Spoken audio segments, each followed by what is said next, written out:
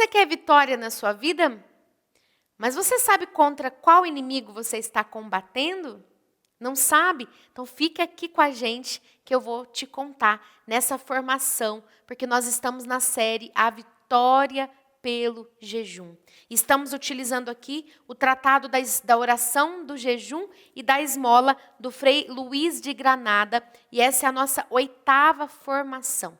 Se você perdeu as outras 7, então eu te aconselho a assisti-las, a voltar a ver aí os benefícios espirituais do jejum, os benefícios corporais do jejum, para você poder entrar com tudo nessa formação de hoje e entender quais são os inimigos que você precisa combater a partir, utilizando esta ferramenta tão eficaz que é o jejum. Vamos com a gente? Vamos aprender isso? Então tá bom. O Frei Luiz de Granada, ele está aqui nesse livro, nós estamos no 3º capítulo, página 177, 3º capítulo sobre o jejum. Ele está dizendo para nós assim: não se contenta essa excelente virtude da temperança, essa ferramenta do jejum, em ajudar-nos a alcançar tantos e tão grandes bens. Não basta só isso, mas também a livrar-nos de muitos e de muito grandes males, ele está dizendo aqui. Então, o primeiro mal que o jejum vai te ajudar a se libertar, a vencer, é o mal da tentação. Vamos ver o que ele diz aqui para nós? Porque, primeiramente, ajuda-nos contra todo o gênero de tentações, de qualquer parte que nos venham, o que é um remédio grande e geral contra todo o mal. Por isso, aquele Senhor que nos foi dado como espelho e como retábulo de toda a virtude, no tempo em que foi levado ao deserto para ser tentado pelo inimigo, se preparou com um jejum de 40 dias, não pela necessidade que ele tivesse deste reparo, mas antes para nos ensinar que este é um dos apetrechos principais que temos contra o inimigo. Então, irmãos, entenda você, o próprio Cristo, o próprio Jesus, quando ele estava ali, ele sabia que ele seria tentado, ele iria para o deserto, ele seria tentado por Satanás, porque ele sabia todas as coisas, ele sabe todas as coisas. O que Jesus fez? Ele se preparou para essa tentação. Ele jejuou 40 dias, 40 noites. Ele fez esse jejum, ele ofertou isso a Deus, porque ele sabia que viria uma tentação. E para se fortalecer, apesar de que ele é Deus, né? Então, se fortalecendo ali diante da tentação, ele nos ensinava essa graça. Só que eu e você, irmãos, a gente não sabe quando a tentação virá. A gente não sabe quando a tentação vai bater na porta da nossa casa, vai bater aqui no nosso coração, quando a tentação vai atrair o nosso olhar para uma coisa de pecado, né? Para uma coisa pornográfica, ou para uma mulher que passa na rua bonitona, ou para um homem que passa na rua bonitão. A gente não sabe quando nós seremos tentados a pecar na língua, a pecar aí ouvindo coisas que não devemos, a pecar com ódio, com a raiva no nosso coração, a pecar na luxúria, desejando a pessoa, a mulher, o marido do próximo. A gente não sabe quando o pecado vai chegar. Por isso a gente tem que estar armado sempre. A gente tem que estar preparado sempre. Por quê? Porque a tentação, irmãos, ela vem muitas vezes. Ela vem todo dia e às vezes várias vezes no dia. Às vezes, várias vezes no dia você é tentado e você precisa lutar, precisa resistir às tentações do maligno. Então, o jejum ele vai te dar força para isso. Ele vai te dar força por quê? Porque você vai aprender a dominar a tua vontade. Então, como eu falava na formação passada, se você aprende a se dominar diante de um prato de comida, eu vou comer, mas eu vou comer pouco. Eu vou comer de tudo, tudo Deus me deu. Mas eu vou comer pouco. Não vou comer a panela inteira. Eu vou me contentar com um pedaço de carne, não vou comer 5. Olha, é um sacrifício isso, gente. Eu vou me contentar em comer uma colher de doce, eu não vou comer um pote, uma coisa inteira, um potão inteiro. Eu vou me contentar em um dia da semana comer um pão, comer uma coisa mais sóbria, não comer carne naquele dia, não comer doce, não comer nada gostoso, apetitoso. E oferecer como um jejum a Deus. Eu vou me contentar com isso. Então, eu estou vencendo uma vontade, uma força em mim. Eu estou vencendo uma vontade ali pela comida. Isso vai me fortalecer para resistir quando outras vontades chegarem. Quando outras vontades chegarem. Então, a partir do jejum, nós vencemos tentações. Nós temos a coragem de olhar e falar, não, eu não quero cair nisso, não vou cair em nome de Jesus. Eu não quero. E desvia o pensamento e pensa em outra coisa e vai para outro lugar. Sai daquela ocasião de pecado, foge dali. Porque o jejum te deu força. Agora, se nós não estamos acostumados, não estamos habituados a vencer, a dominar a nossa vontade, qualquer coisa vai nos vencer. Aí passou aquela mulher na rua, o rapaz até dobra o pescoço para olhar para ela assim. Porque ele não conseguiu se dominar. Ele não conseguiu entender que ele não pode olhar aquela mulher na rua, porque de repente ele é casado, ou de repente a mulher é casada. Que ele não pode dar aquela dobrada de pescoço e olhar o corpo dela, desejar o corpo dela. Ah, irmã, não estou desejando, mas está olhando para quê? Está olhando para quê se não está desejando?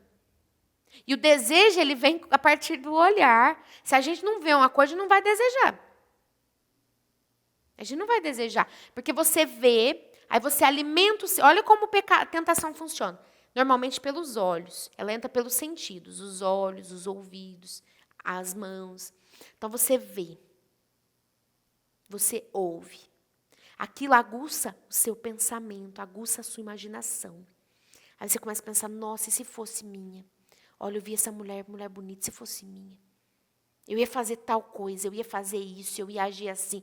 Aí já começa a poluir a sua mente. O pecado já entrou. O pecado já entrou. Aí você cobiça, eu queria que ela fosse minha. Pronto, já entrou. Então, antes que o pecado nos entre aí pelos sentidos, pelos olhos, pelo olfato, pelo ouvido, pela boca, pelas mãos. Antes que ele nos entre, a gente precisa barrar. A gente precisa colocar um guarda forte ali na porta. E um dos guardas fortes, o jejum. Você vai me dizer, irmã, quais são os outros guardas fortes? Jejum sem oração não funciona. A gente já viu isso aqui na formação. Então, nós já sabemos que outro guarda forte é a oração. E ele fala para nós aqui o tratado, oração, jejum e esmola. Então, são guardas fortes que vão guardar os nossos sentidos e nos aproximar de Deus. E nos ajudar a vencer o primeiro inimigo aqui, que é a tentação. O segundo, vamos lá para o segundo, a nossa segunda batalha, que a gente trava e que o jejum vai nos ajudar. Também nos ajuda contra a principal raiz de todos os males. Qual é a principal raiz de todo mal? O amor próprio, que edifica a cidade da Babilônia. Porque assim como este cresce e se arraiga mais com o exercício dos seus atos e com o fardo da sua prática, ou seja, com o uso do comer e beber regaladamente e tratar o corpo suavemente, assim, pelo contrário, se desarraiga e enfraquece com o exercício contrário, que é o rigor da abstinência e maltratamento do corpo, porque a causas contrárias forçosamente se hão de seguir efeitos contrários. Então, vamos entender bem o que ele está dizendo. O que ele está dizendo aqui.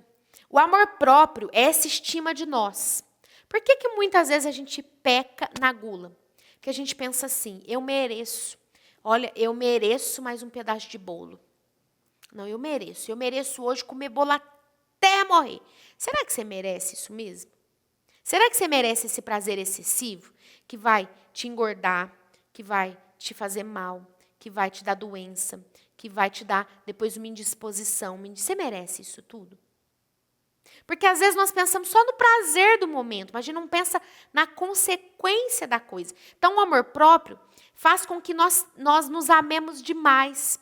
E nos amando demais, a gente começa a querer se beneficiar. Não, eu mereço isso. Eu mereço tal coisa. Irmão, você merece o céu. Aliás, deixa eu voltar aqui. Você precisa do céu, porque merecer, a gente não merece nada. Mas o que você precisa de fato não são os regalos dessa vida. O que você precisa é do céu, é o regalo eterno. É o regalo eterno, é a presença de Deus, é a felicidade eterna. Então não se contenta com ninharias, não se contenta com tão pouco. Não deseje tão pouco, aspire, deseje as coisas do alto. Deseja as coisas do céu, as coisas da eternidade. Deseja lá, não aqui. Não gruda aqui nas coisas da terra. E o amor próprio faz isso. Faz esse olhar só pensando em nós. Outra coisa, é um egoísmo muito grande.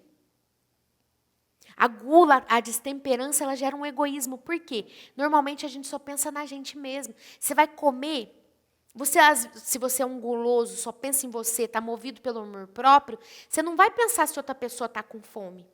Você não vai pensar que vai chegar o seu pai, vai chegar do trabalho, e ele vai querer comer também. Aí você comeu a carne toda que tinha na panela e seu pai não vai ter carne para comer. Então, o amor próprio faz com que a gente pense na gente e viva nesse egoísmo. Porém, é necessário vencer esse amor próprio. Vencer a sua vontade própria. Dobrar a tua vontade própria, colocá-la para servir. Aí você vai pensar, não, eu vou comer um pedaço, eu vou ter a temperança de comer um pedaço só aqui de carne, porque meu pai vai chegar. Eu vou deixar para ele. Quer dizer, olha como você saiu de você. O jejum, ele te leva a esse amor, ele faz com que você vença esse inimigo. E aqui, quando ele fala de maltrato do corpo, o rigor da abstinência do maltrato do corpo, não está falando de você, né, se bater. Antigamente tinha muito disso. As pessoas se chicoteavam ali para maltratar o corpo, não. Irmão, a gente não precisa chicotear o corpo e arrancar sangue, não. Não é esse maltrato. Contraria a tua vontade. Já é um maltrato para o seu corpo. E é muito mais difícil. Talvez seja muito mais fácil você se bater, você se flagelar lá. E você sim vai descer por isso, você falar, olha, eu estou aqui me chicoteando, mas o fulano não faz isso não. Eu estou aqui fazendo isso, mas ele não faz. Então, talvez esse maltrato do corpo ali de forma física, talvez ele vai te levar à soberba. Ele vai te levar a se orgulhar, assim, vai descer do que você está fazendo. E aí você já perdeu a graça, já está em pecado, está pecando ali. Entrou a vaidade, entrou o orgulho ali, acabou.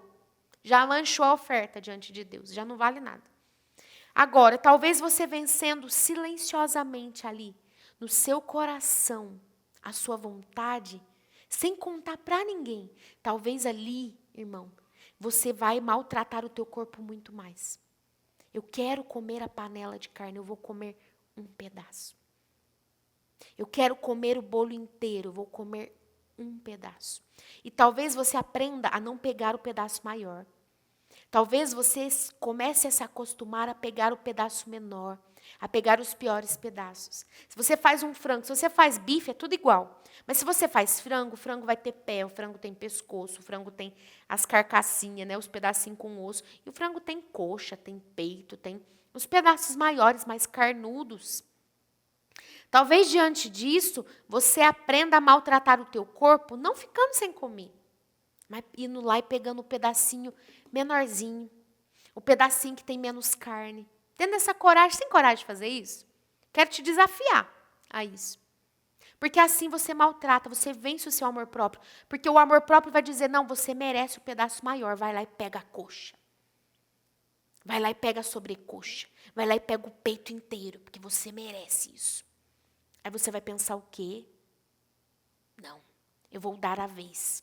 Eu vou deixar que o meu pai coma, eu vou deixar que a minha mãe coma, eu vou deixar que os meus filhos comam. Imagina que bonito seria se toda uma família pensasse assim, no final, na hora que for lá guardar, tirar, né, guardar as panelas do almoço, você olhar lá e a coxa, a sobrecoxa e o peito do frango estão lá na panela. Mas são os primeiros que saem. Quem chega primeiro já come esses pedaços. Mas que bonito seria uma família onde todo mundo pensa em todo mundo e sobra. E sobra ali. Sobra os pedaços mais gostosos. Porque todo mundo pensou em todo mundo. Isso é bonito, gente. Isso é bonito de se ver.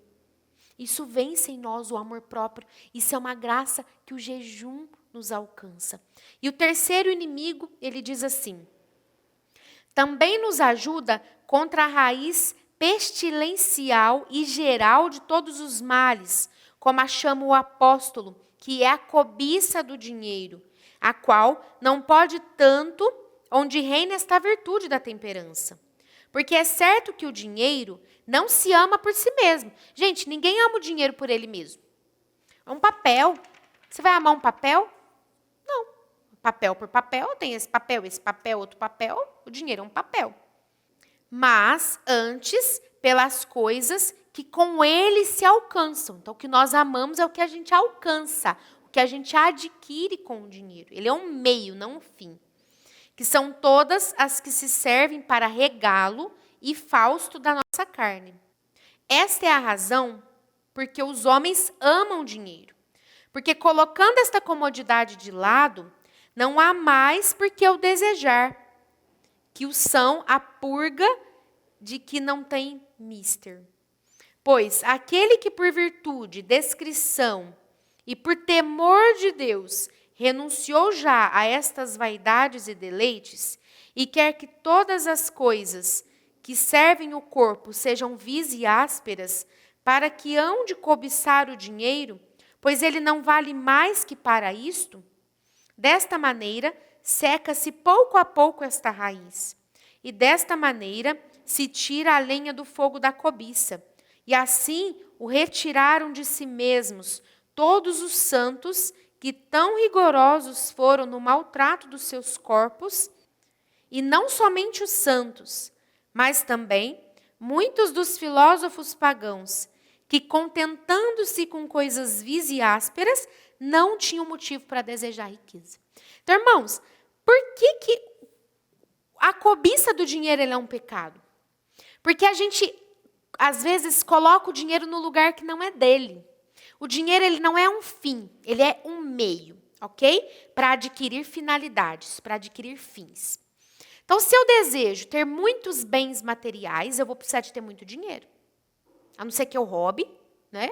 A casa de alguém, uma coisa de alguém, um carro de alguém, mas de uma forma, o que é pecado, tá? Diga-se de passagem. Mas de uma forma normal, para você adquirir bens, você vai ter que ter dinheiro e comprar esses bens. Certo? Para ter casa, para ter carro, para ter as coisas. Então, a pessoa quer ter muitos bens materiais, ela precisa de muito dinheiro, ela deseja muito dinheiro. Da mesma forma, se ela quer comer muitas coisas, se ela quer viver banquetes, né, cheio de iguarias, comer demais, ter mesa farta, ela vai querer ter muito dinheiro.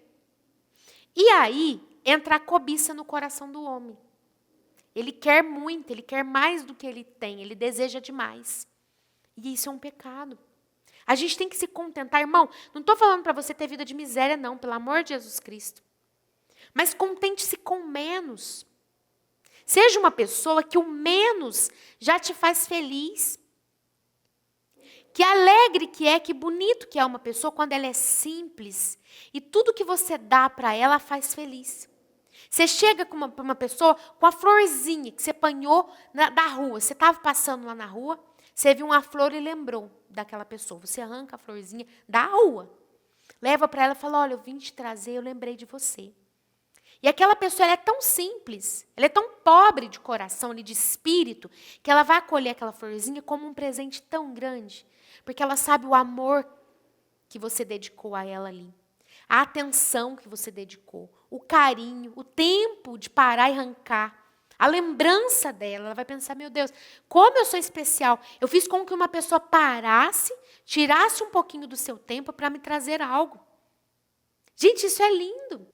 Uma pessoa que não se contenta com nada, você pode dar um carro do mais caro para ela que ela vai achar um defeito.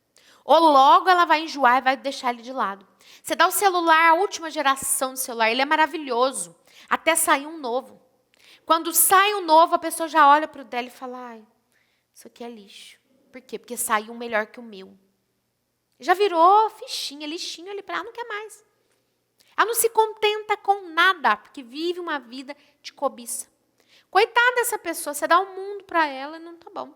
Tem gente que nada, não se agrada com nada, gente, não está feliz com nada. Porque é uma pessoa insaciável. Que triste é essa pessoa, porque vive uma vida de cobiça do dinheiro. Então, a pessoa chega em casa para poder comer, tem lá arroz, feijão, frango e salada. Mas ela queria comer bife naquele dia, então não tá bom arroz, feijão, frango e salada. Entende? Tem gente que está sempre insatisfeito com tudo. É uma vida de cobiça, nunca tá bom nada. Então o jejum nos ajuda nisso. A comer em silêncio. Depois, na próxima formação, nós vamos ver o jejum que agrada a Deus. Como agradar a Deus. Isso aqui já é uma coisa. Acolha aquilo que você tem. Não é vida de miséria, mas é vida, você se satisfazer com pouco. Que aí quando alguém te der muito, você vai ter um coração tão grato, tão generoso àquela pessoa, que aquilo nossa, vai ser uma alegria tão grande. Você se contenta com a florzinha apanhada de uma árvore, de um jardim? Quando você ganhar um buquê de rosas, você vai falar, meu Deus, eu não mereço tanto. Você vai ficar com o coração tão grato, porque você aprendeu a se contentar com pouco, com um pouquinho. Então, o jejum vai te ajudar nisso. Vai te ajudar a ver que você não precisa de uma mesa farta. Você pode se contentar com pouco e com alegria. E em silêncio, sem reclamar. Sem dizer, não, hoje não sobrou mistura, não sobrou carne para mim no almoço. Não sobrou. Coma arroz, feijão e salada com alegria. Gente, isso é mais mortificante do que bater nas costas. Do que ficar sem comer nada. Você aprender a comer o que tem é mais mortificante do que não ficar sem comer nada.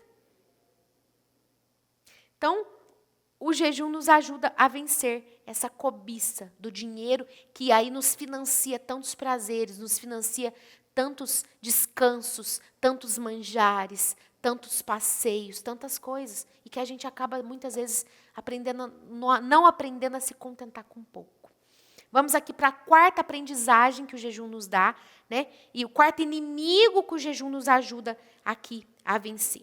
O jejum também triunfa perfeitamente sobre o vício da gula. O vício da gula. Atiçador de todos os vícios carnais. Então, a gula atiça os outros vícios em nós, como eu já expliquei. O qual, em caso algum, pode reinar onde mora a temperança. Pois, como é claro, dois contrários não se compadecem no mesmo sujeito. Não tem como a pessoa ter temperança e ter gula, porque eles são contrários. A pessoa que está caindo na gula, ela está faltando com a temperança. Mas quão grande e perigoso é este vício, entre muitas outras coisas, o mostra primeiramente aquele rico glutão do Evangelho, do qual diz São Basílio. Temo o exemplo deste rico, a quem os deleites e regalos da vida conduziram ao fogo eterno. Porque não se diz que por alguma injustiça, mas antes, pela vida regalada, ardia nas chamas daquele fogo.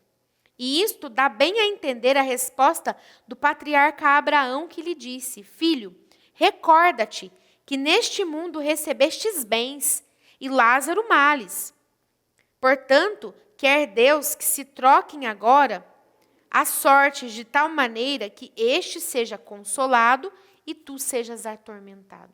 Então, a pessoa que passa a vida inteira no regalo, que eu não estou falando de quem tem dinheiro e quem não tem, tá? Porque tem muito pobre que tem mais cobiça pelo dinheiro do que o rico. Talvez o rico tenha o dinheiro e não tenha tanta cobiça, seja aí solto, seja uma pessoa desprendida dos bens materiais. Talvez o pobre, miserável, que não tem nada, passa a sua vida sonhando em ter, só pensa nisso. E só cobiça o que é do outro.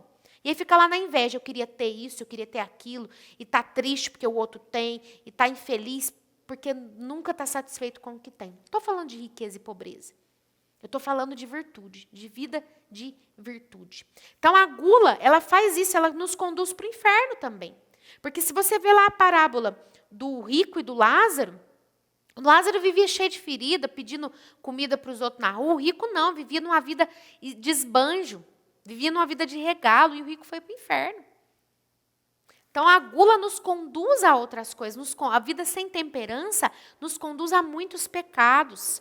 E não menos declara o apóstolo a malícia deste vício, dizendo, muitos vivem, segundo o que eu vos dizia antigamente, e agora o digo chorando, como inimigos da cruz de Cristo. O seu fim será a morte, e o seu Deus é o seu próprio ventre. E gloriam-se em coisas de que deveriam ter vergonha e embaraço. Do que adianta a pessoa passar a vida se gloriando? Ai, eu comi isso, comi aquilo, fiz banquete, viajei. Ai, eu, irmã, bebi tanto e não sei o que lá, e fiz isso e gastei, tenho dinheiro e não tem. Do que adianta? Viver uma vida se gloriando, se o seu Deus é o seu próprio ventre. Se com isso você está idolatrando o seu ventre, você está idolatrando os prazeres desse mundo que são passageiros, e você está perdendo com isso a vida eterna. São Paulo diz aqui, ó, eu vos digo agora chorando. Muitos se comportam como inimigos da cruz de Cristo. Irmão, se você vive uma vida para se satisfazer, para saciar todos os seus prazeres, você está se comportando como inimigo da cruz de Cristo. Inimigo da cruz de Cristo. Esse é um caminho que te conduz ao inferno, à perdição eterna. Então o jejum nos ajuda a vencer também a gula, também esse desejo desmedido pelo prazer, para que Deus seja o nosso Deus, não seja o nosso ventre, não ocupe o lugar de Deus, a nossa vontade, a nossa gula não ocupe o lugar de Deus em nós. Parece-te, pois, que seja pequeno pecado o que faz do seu ventre Deus, e o que vem a dar essa idolatria espiritual, parece pequeno pecado. Não, irmã, gula é pecadinho dos pequenos. Né? Mas o que isso causa? Essa idolatria espiritual, porque é uma idolatria. O que isso causa? E é de notar que apenas em 2 lugares das suas epístolas, o apóstolo diga que escreve o que escreve chorando. 2 vezes São Paulo disse isso. Eu estou escrevendo isso aqui chorando. A primeira vez, quando repreende o povo de Corinto pelos pecados e heresias em que tinham caído. Quando São Paulo repreende o povo de Corinto, né, os pecados e as heresias que tinham caído, São Paulo diz que escreve isso chorando. E depois, isso está lá, ele diz que isso está lá em 2 Coríntios 2, no capítulo 2, versículo 4. E o segundo, quando ao escrever aos filipenses, os repreende pelo vício da gula, o qual por vezes vem a dar nesta idolatria espiritual, fazendo do ventre um Deus, pondo o seu último fim, que é toda a sua felicidade e contentamento, neste tão baixo deleite, e ordenando todas as coisas para ele, o que tanto entristecia esse divino apóstolo, que não pode escrever sem lágrimas, por compreender tão bem a grandeza deste mal.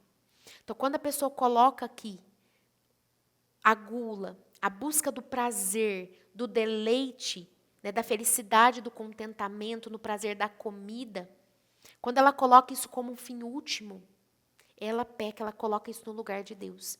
Porque, gente, entenda todas as coisas, comer, ele não é um fim, ele é um meio. Um meio para quê? Para eu ser feliz? Não, um meio para eu viver. Sem comer eu vou morrer. Porém, quando a comida se torna a minha felicidade, ela ocupa o lugar de Deus, porque a minha felicidade é Deus. A minha felicidade está em Deus, está na sua presença. Por quê? Porque ela vai me resultar na felicidade eterna que é um céu. Então, se o meu fim é comer muito para ser feliz, esse é um fim que vai me conduzir ao céu? Não, é um fim que vai me conduzir à perdição. Porque não resulta céu para a minha vida. Porque eu não pus Deus no lugar de Deus. Eu coloquei outra coisa no lugar de Deus. Isso é idolatria.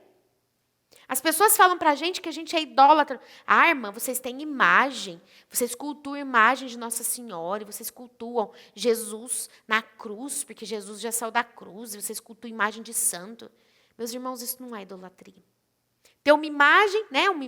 Ter uma imagem de Nossa Senhora é simplesmente ter uma recordação, ter uma foto, uma fotografia. Você tem imagem na sua casa também. A não ser que você tenha jogado toda a foto fora, todo porta-retrato fora, você tem imagens na sua casa também. Seja você da religião que for, você tem imagens na sua casa também.